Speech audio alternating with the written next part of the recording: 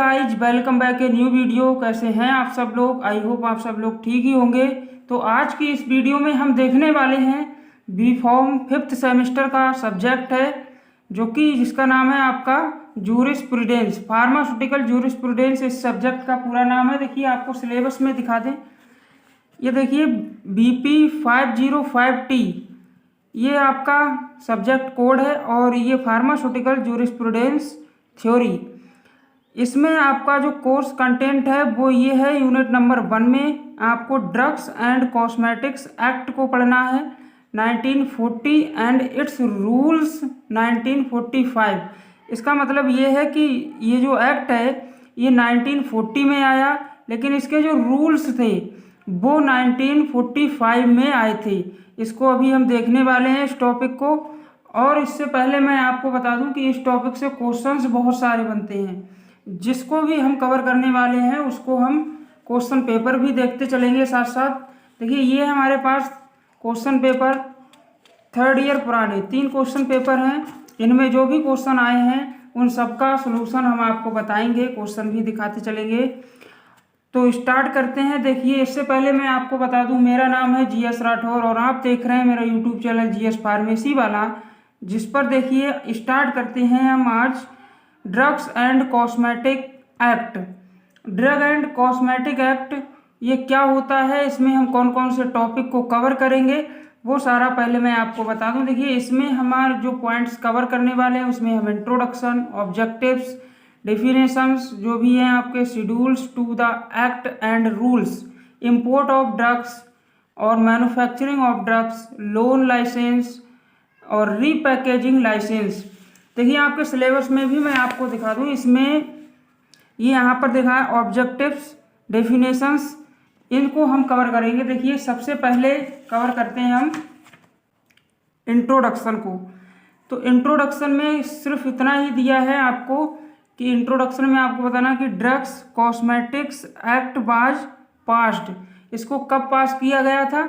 तो इसको 10 अप्रैल 1940 को पास किया गया था बाय द इंडियन लेजिस्लेचर के द्वारा। ठीक है, अब इसमें यहाँ पर रूल इसके जो थे वो पास किए गए थे 1945 में, जो कि अभी हमने स्टार्टिंग में सिलेबस में आपको दिखाया था।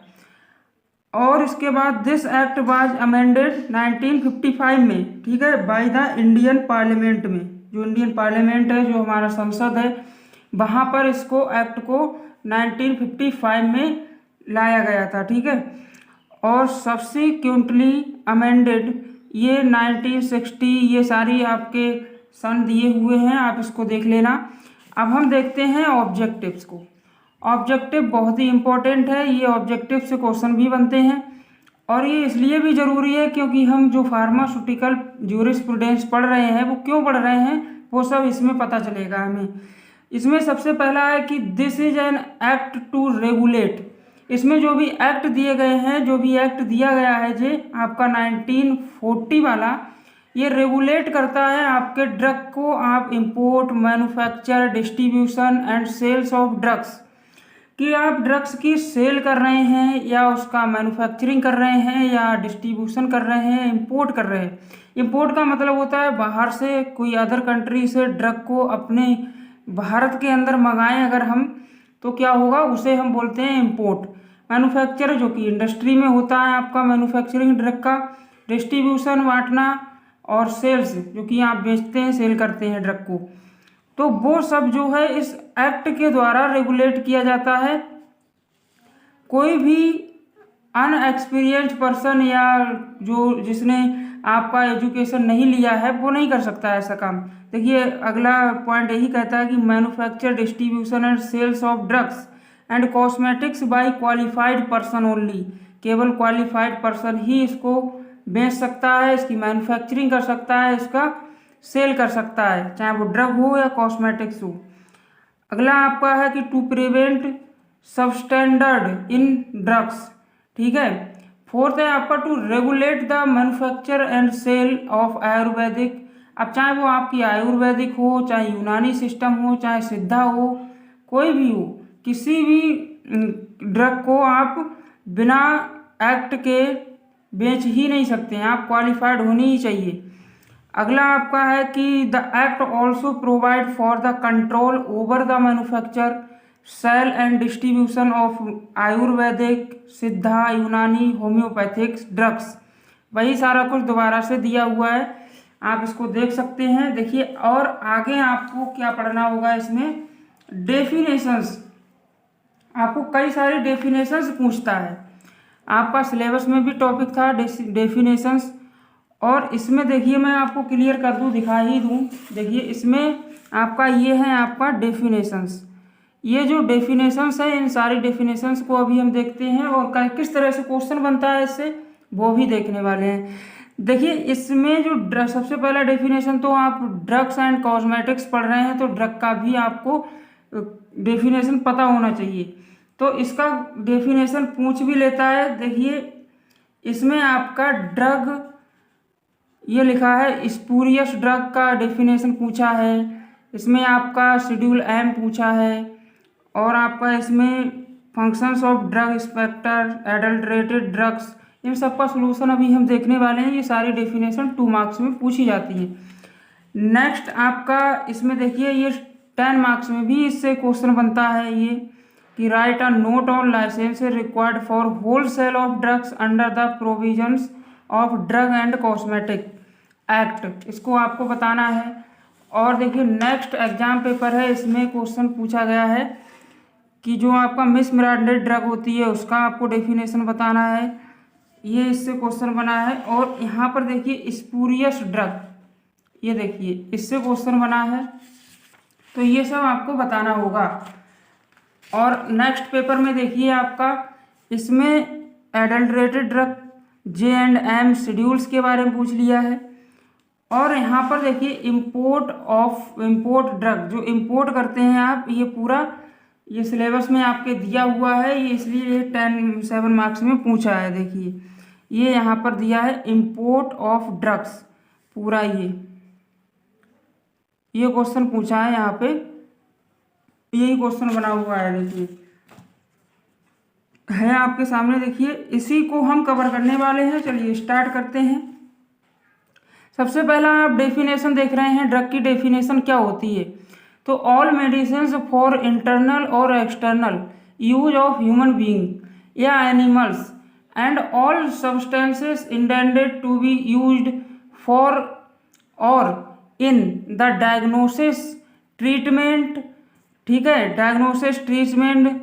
और ये आपका लिखा है मिटिगेशन और प्रिवेंशन ऑफ एनी डिजीज और डिसऑर्डर्स इन ह्यूमन बीइंग और या एनिमल्स।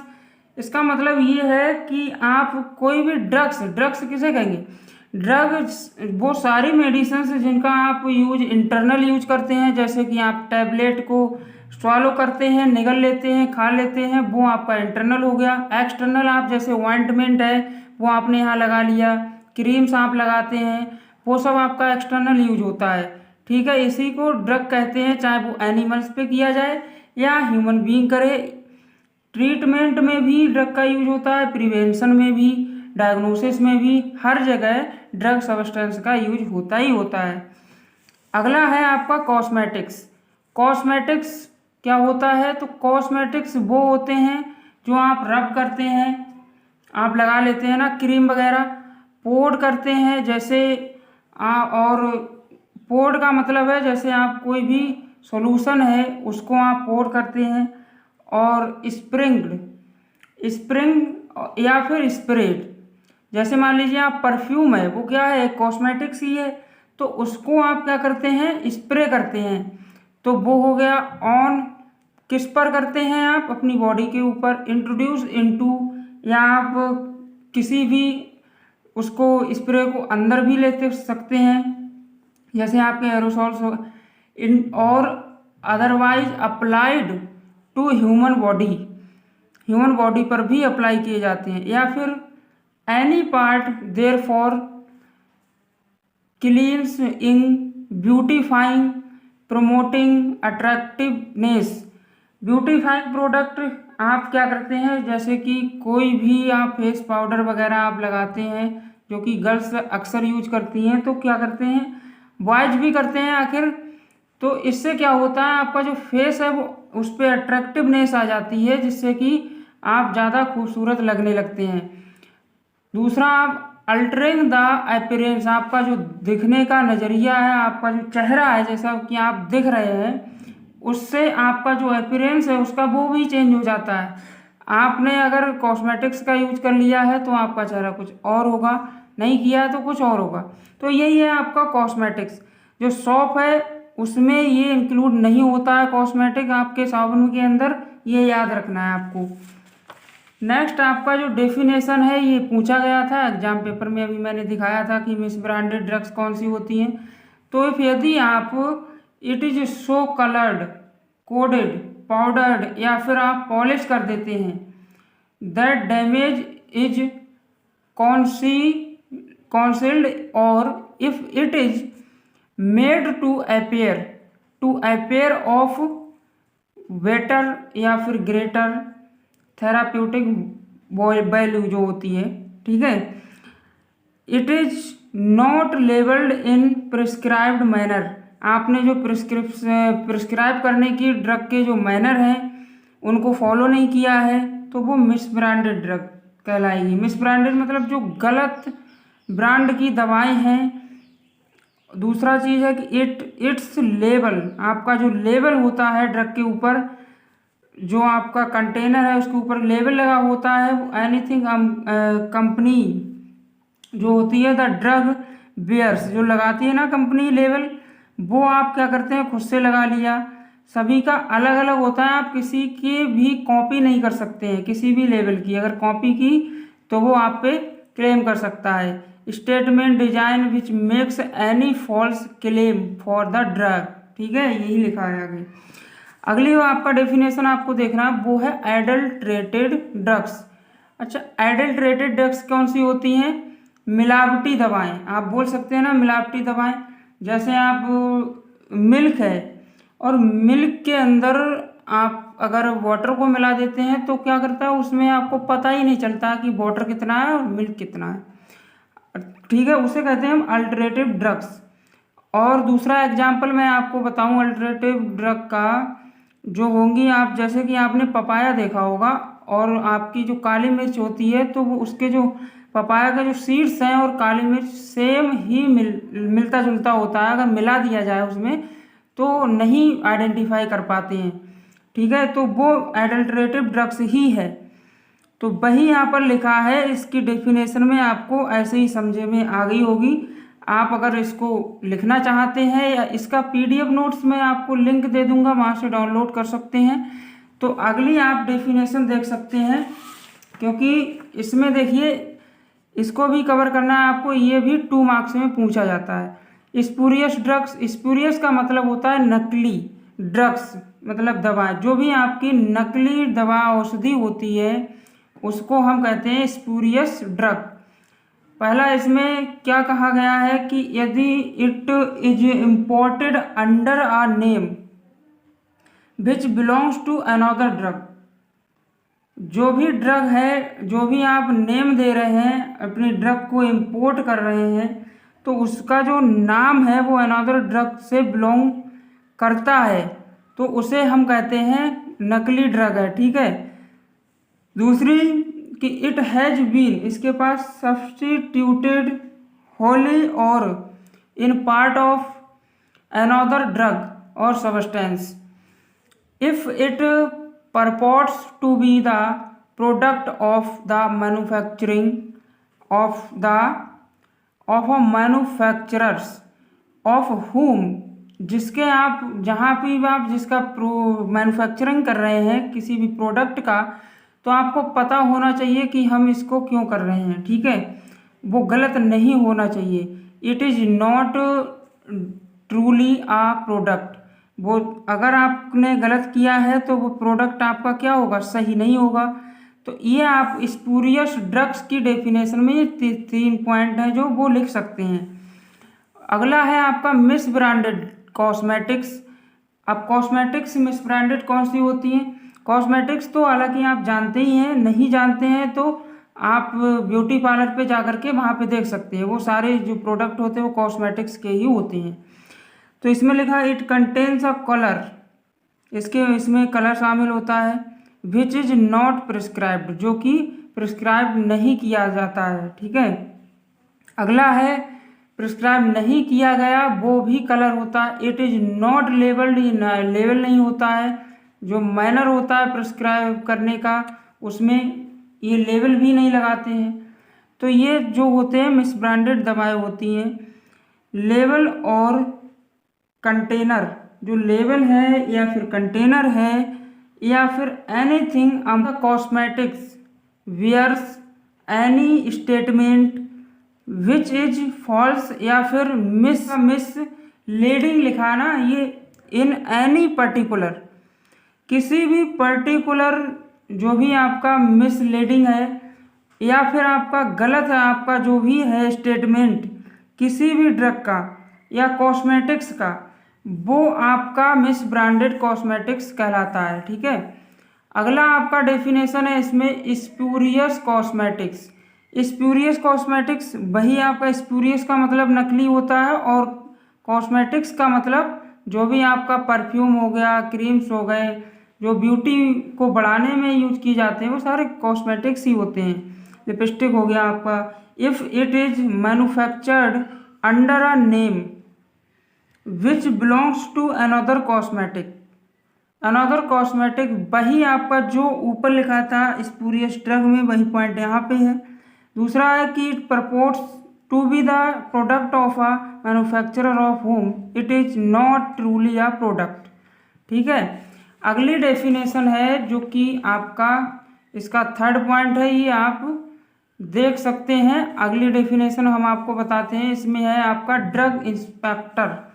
ड्रग इंस्पेक्टर क्या होता है और ड्रग इंस्पेक्टर जो होते हैं वो कौन होते हैं? तो ड्रग इंस्पेक्टर जो होता है वो अपॉइंटेड बाय द सेंट्रल या स्टेट गवर्नमेंट, जो कि उसको एक्सपर्ट मानती है, क्वालिफाइड पर्सन होता है, वो एक्सपर्ट होता है, जो कि to monitor the safety, utility, efficacy and qualified of a drug. Drugs में वो क्वालिफाइड होता है बिल्कुल। फ्रॉम इट्स मैन्युफैक्चरिंग टिल तक its sale at the retail shop तक, मैं जहाँ से ड्रग बन रही है और ड्रग बनने के बाद वो रिटेल शॉप तक जहाँ सेल हो रही ड्रग की, वहाँ तक जाकर के उसको जानकारी होती है और वहाँ तक जाकर के वो उसको ड्रग को बंद भी कर सकता है। अगर आप पकड़ ली उसने तो वो आपका मेडिकल जो है वो सीज भी कर सकता है। इतनी पावर होती है आपका ड्रग इंस्पेक्टर के अंदर। दूसरा चीज़ आपका डेफिनेशन है स्टोर्ड। जो ड्रग जो कॉस्मेटिक है आपका वो स्टोर कैसे करेंगे, कौन कर सकता है स्टोर उसको? तो licensed premises for the sale of drugs are retail store which do not require the services of a qualified person and sells both prescription and non prescriptions। ठीक है, अगला आपका है फार्मेसी। फार्मेसी क्या होता है? तो licensed premises for the sale of drugs which, जहाँ से आपको सेल, ड्रग्स की जो सेल है उसके लिए आपको एक लाइसेंस लेना होता है, तो वो आपके पास नहीं है तो फार्मेसी में वो लाइसेंस मिलता है अगर आप फार्मेसी करते हैं तो। Which require the services of a qualified person both but where the drugs are not compounded against prescriptions. जो क्वालिफाइड पर्सन नहीं है वो प्रिस्क्रिप्शन के अलावा आपका ड्रग नहीं दे सकता है, प्रिस्क्रिप्शन से आपका क्वालिफाइड पर्सन ड्रग दे सकता है। ठीक है, अगली आपकी जो डेफिनेशन है वो है आपका क्वालिफाइड पर्सन। अब वही चीज़ देखिए, क्वालिफाइड पर्सन किसे कहेंगे? तो he is a person holding diploma, जो डिप्लोमा होल्डिंग हो या डिग्री ले रखी हो फार्मेसी में, या फिर जो आपका फार्मास्यूटिकल केमिस्ट्री में उसने डिग्री ले रखी हो, और रजिस्टर्ड फार्मासिस्ट होना चाहिए वो। क्वालिफाइड पर्सन हम रजिस्टर्ड फार्मासिस्ट को बोलते हैं। ठीक है, अंडर फार्मेसी एक्ट 1948, ये 1948 जो आपका एक्ट है उसके अंदर आता है। Has minimum 4 years experience of dispensing वो आपका जो पर्सन है उसके पास 4 साल का डिस्पेंसिंग का एक्सपीरियंस होना चाहिए, तो वो है क्वालिफाइड पर्सन। अब डिस्पेंसिंग क्या होती है, तो जो आपका मेडिकल शॉप होती है वहाँ पे बैठ के जो दवाएं मिलती हैं जो देते हैं, वो दवा देने को हम डिस्पेंसिंग बोलते हैं। And has been approved by licensing authority has a qualified person on or before 31 जो आपका दिसंबर है उसको, ये 1969 को, इससे पहले ही इसको लाया गया था। क्वालिफाइड पर्सन पर इसको लागू करते हैं, ये जो आपका लाइसेंसिंग अथॉरिटी है इसके रूप में, ठीक है। अगला है आपका होम्योपैथिक, जो आपकी मेडिसिन्स होती हैं वो कौन सी होती हैं, तो it includes any drug and whose जिनका थेराप्यूटिक जो एफिकेसी है वो has been stabilised through long clinical experience as a recorded in authoritative, जो आपका होम्योपैथिक लिटरेचर है उसमें इसको रिकॉर्ड किया जाता है। प्रिपेयर्ड अकॉर्डिंग टू द, जो आपकी होम्योपैथिक फार्मेसी है उसका यूज करके हम होम्योपैथिक जो दवाएं हैं उनको बनाते हैं। और it does not include medicines administered by parenteral route. जो होम्योपैथिक ड्रग्स हैं आप उनको पैरेंट्रल रूट से नहीं दे सकते हैं। तो आज की वीडियो में मेरे को इतना ही बताना था। कैसी लगी आपको वीडियो? इस वीडियो में हमने सारी डेफिनेशंस को कवर कर लिया है। अगली वीडियो के लेक्चर के अंदर हम लेकर आएंगे आपको जो भी आगे का टॉपिक है, शेड्यूल्स, जो रूल्स हैं, एक्ट हैं, उनको हम बताएंगे। तो आज की वीडियो में सिर्फ इतना ही, मिलते हैं नेक्स्ट वीडियो में, तब तक के लिए थैंक यू।